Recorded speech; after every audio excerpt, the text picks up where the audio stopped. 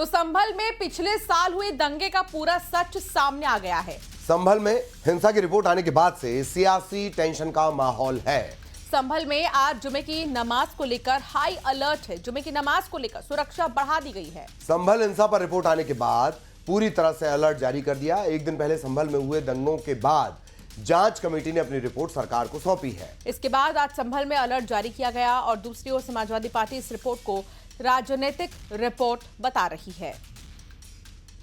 लगातार देखने को मिल रहा है जब भी कोई बहुत ही विशेष मुद्दा होता है तो उस मुद्दे से भटकाने के लिए भारतीय जनता पार्टी के लोग या उनका गुट कोई ना कोई इस तरह के प्रकरण करता है जो लोगों के बीच में भ्रम फैला सके और सही मुद्दों से ध्यान भटका सके।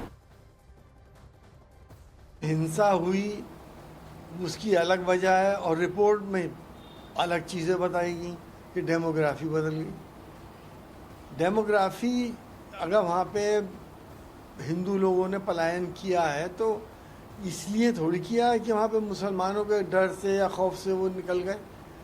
वो तो पलायन आदमी करता है, वो भी अपने कारोबार के लिए करता है। कोई दिल्ली जाता है, कोई बॉम्बे जाता है और जहाँ पे इतना कारोबार होगा उनको नहीं।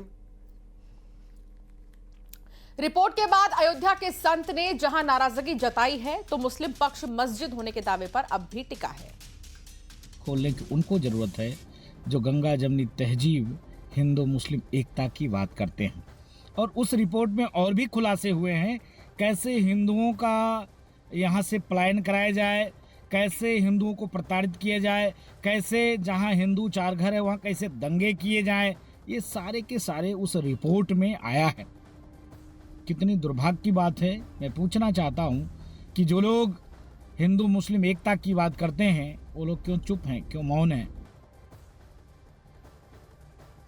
इस सर्वे रिपोर्ट को पढ़ने के बाद ऐसा लगता है कि एक ख़ास सोच और एक ख़ास नज़रिए के पेश नज़र ये रिपोर्ट तैयार की गई है और हम इस सर्वे रिपोर्ट को खारिज करते हैं इसलिए कि ये मस्जिद है और क़यामत तक मस्जिद रहेगी। अगली खबर का रुख करेंगे। 7 दिनों से लापता इंदौर की श्रद्धा मंदसौर में बरामद हुई है। कॉलेज के इलेक्ट्रीशियन करण योगी के साथ शादी करके श्रद्धा मंदसौर में रह रही थी। वहीं इंदौर पहुंचने पर श्रद्धा से पुलिस ने पूछताछ की और उसने बताया कि वो पहले ट्रेन से सार्थक के साथ जाने वाली थी, लेकिन सार्थक के नहीं आने पर वो करण योगी से मिली जिसके बाद दोनों ने महेश्वर में शादी की।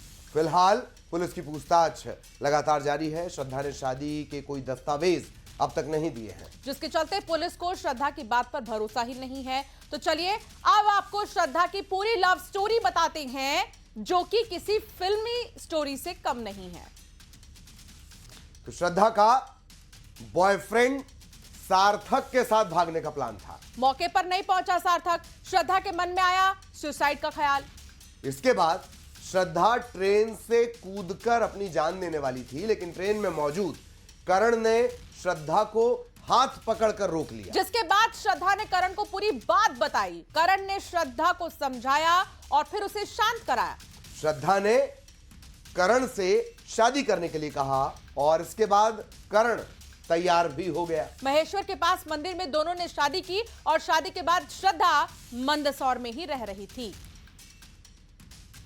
तो श्रद्धा की शादी का भी एक वीडियो सामने आया है। श्रद्धा से शादी करने पर करण योगी का जवाब भी आया है। मैं पहले से श्रद्धा को नहीं जानता था, न पहले कभी हमारी मुलाकात हुई थी। पहली मुलाकात 23 अगस्त को ट्रेन में हुई। श्रद्धा ट्रेन से कूदकर सुसाइड करने वाली थी। इसके बाद वो बताता है कि उसने श्रद्धा का हाथ पकड़ा, उसे रोका और इसके बाद श्रद्धा ने उससे शादी की बात की और फिर दोनों ने शादी कर ली।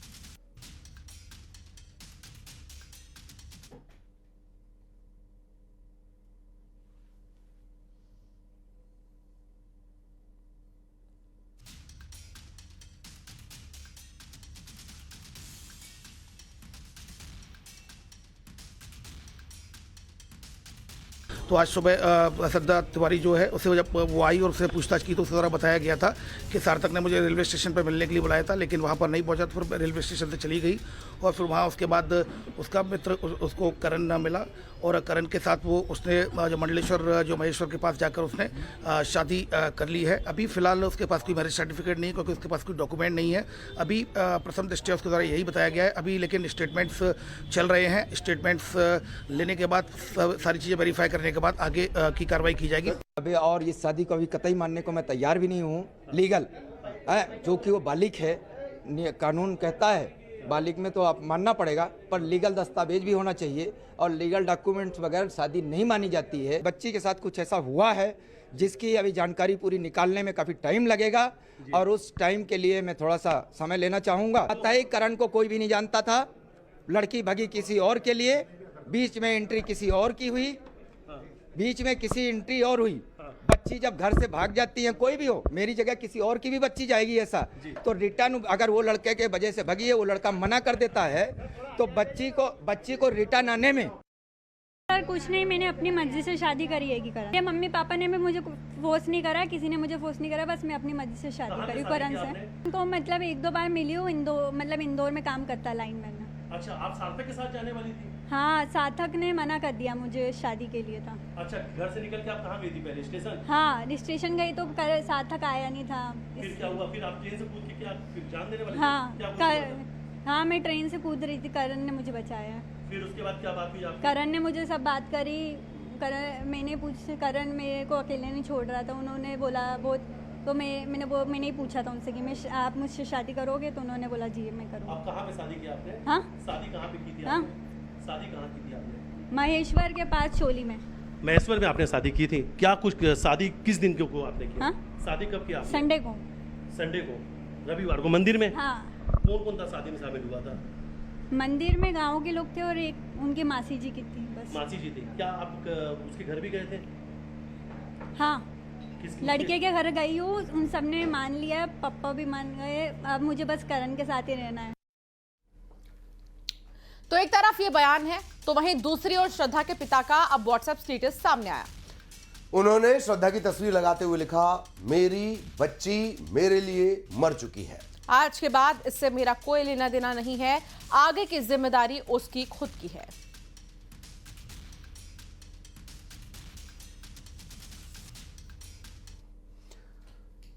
और अब बात भिंड के विधायक नरेंद्र सिंह कुशवाहा की, जिन्हें आज पार्टी ने भोपाल बुलाया था और इसके पीछे का कारण था उनकी ओर से की गई कलेक्टर के साथ बदसलूकी। बीते दिनों उनका एक वीडियो सामने आया था जिसमें वो कलेक्टर पर मुक्का ताने हुए नजर आए। इसी वायरल वीडियो पर कांग्रेस ने भी बीजेपी को घेरा और इन सब के बीच उनकी आज प्रदेश अध्यक्ष से मुलाकात हुई। माना यह जा रहा है कि पार्टी की तरफ से उन्हें सख्त हिदायत दी गई है।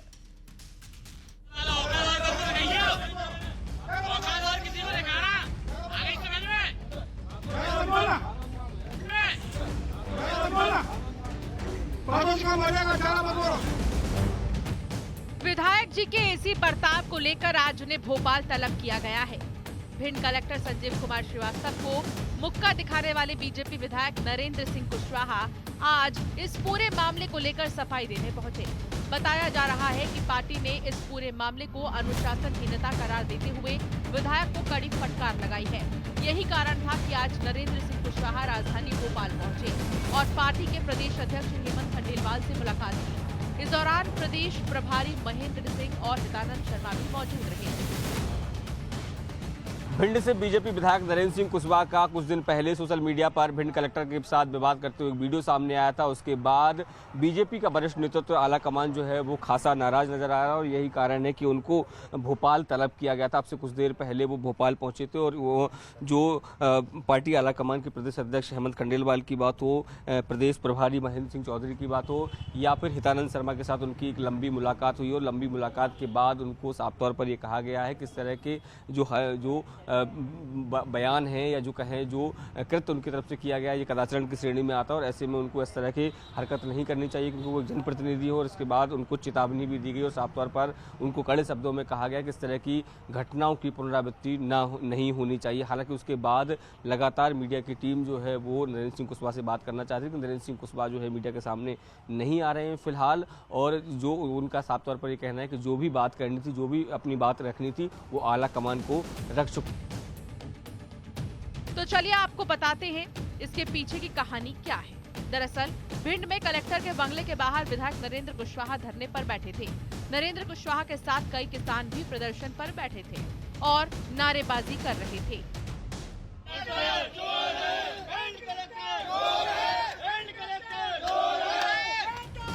विधायक जब कलेक्टर के घर में घुसने लगे तो कलेक्टर और विधायक में जमकर बहसबाजी हो गई और बहसबाजी के दौरान विधायक नरेंद्र कुशवाहा कलेक्टर को मारने के लिए हाथ तक उठाते दिखाई दिए।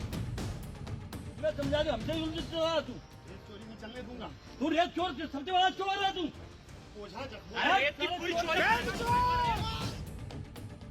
और ये वीडियो सोशल मीडिया पर जमकर वायरल हुआ। विधायक ने एक तरफ जहां कलेक्टर को चोर कहा तो कलेक्टर ने जवाब दिया कि वो रेत चोरी नहीं होने देंगे। दूसरी ओर कहा जा रहा है कि ये धरना खाद की समस्या को लेकर दिया जा रहा था, लेकिन इस पूरे मामले ने तूल तब पकड़ा जब विधायक जी की बदसलूकी की तस्वीर वायरल होने लगी। यही कारण था कि आज उनसे प्रदेश अध्यक्ष ने भी बातचीत की और भविष्य में ऐसी गलती दोबारा नहीं दोहराने की हिदायत दी गई। शैलेंद्र सिंह, न्यूज़ 18 भोपाल। और उत्तराखंड में आसमान से आफत बरस रही है। कहीं बादल फटने से तबाही है तो कहीं पहाड़ टूटकर सड़कों पर गिर रहे हैं। अलकनंदा का जलस्तर खतरे के निशान को छू रहा है और एसडीआरएफ समेत पूरा प्रशासनिक महकमा अलर्ट पर है। अभी आपने रुद्रप्रयाग और चमोली की तस्वीरें तो जरूर देखी होंगी, लेकिन अब कुछ और भी जगहों की तस्वीर आपको दिखाते हैं। नंदा में उफान, आफत में जान। गढ़वाल से कुमाऊं तक कुदरत का कहर।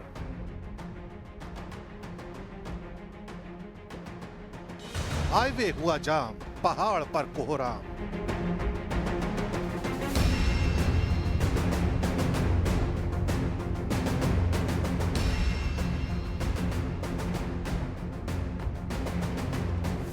श्रीनगर में अलकनंदा नदी का जलस्तर लगातार बढ़ रहा है।